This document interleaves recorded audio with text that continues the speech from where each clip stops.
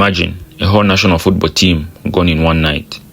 30 lives comprising of young players, coaches and officials all lost in one crash. It wasn't war, it wasn't an attack, it was just a trip to play a World Cup qualifying game.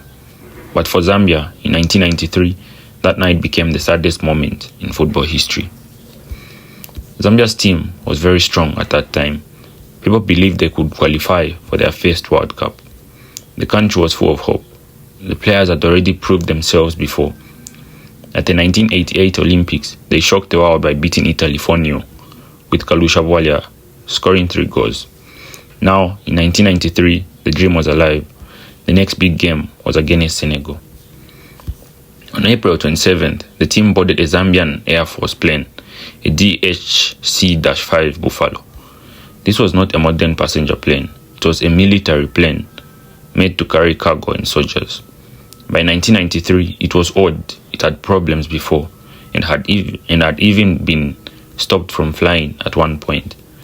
But Zambia had no better option. Money was limited, so the players had to use this plane, even if it was not safe. The plane also could not fly very far.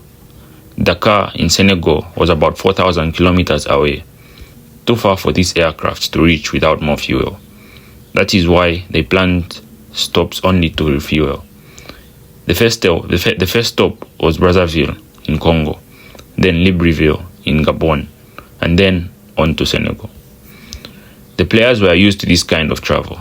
They laughed, joked, and carried the hopes of a whole country with them.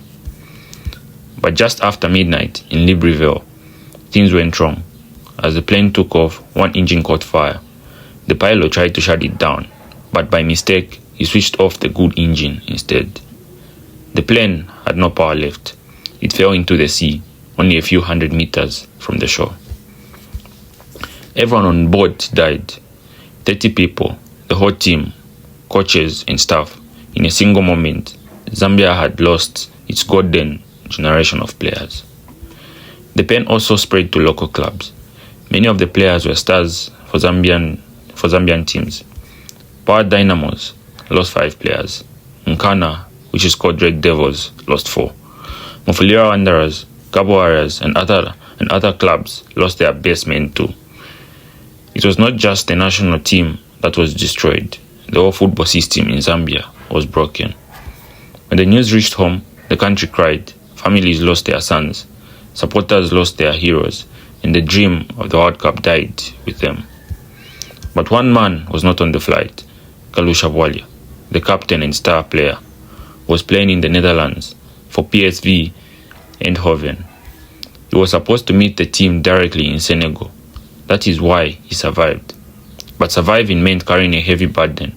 He became the leader of a broken nation, a man chosen by fate to keep the dream alive. A new team had to be built from nothing. Young players came in, and only 1 year later, Zambia reached the Africa Cup of Nations final in 1994. They did not win, but what they achieved was a miracle. The crash was not just an accident. It was also a result of the problems Zambia faced at that time, using old planes, with little money, and still trying to carry the dreams of millions. Yet, even in the sadness, hope lived on. In 2012, when Zambia won the Africa Cup of Nations in Libreville, Gabon, the same city where the crash happened, it felt like destiny. It was as if the fallen heroes were finally honored. I think there was some blessings with the 2012. There was some blessings which was upon us. You know, the Africa Cup being hosted to the country where our heroes perished. I think God was just looking to us. I say, these people cried too much, and this team has gone there where these players perished. They cried too much. Let me give them the joy. Let me give them, something to smile. I think there's a God intervention on that one, because I am not supposed to be the one to lift the Africa Cup of Nations. I'm too small to lift, because there was more players than me. There was greater players than me. Why is Zambia going there to beat Ivory Coast? Why is Zambia go there to beat Ghana? Why Zambia go there to beat Senegal? The names were so huge for us, which I can't understand even today. So, Carlo, there was God intervention there to see my children have cried so much. This is the time I need to bless them.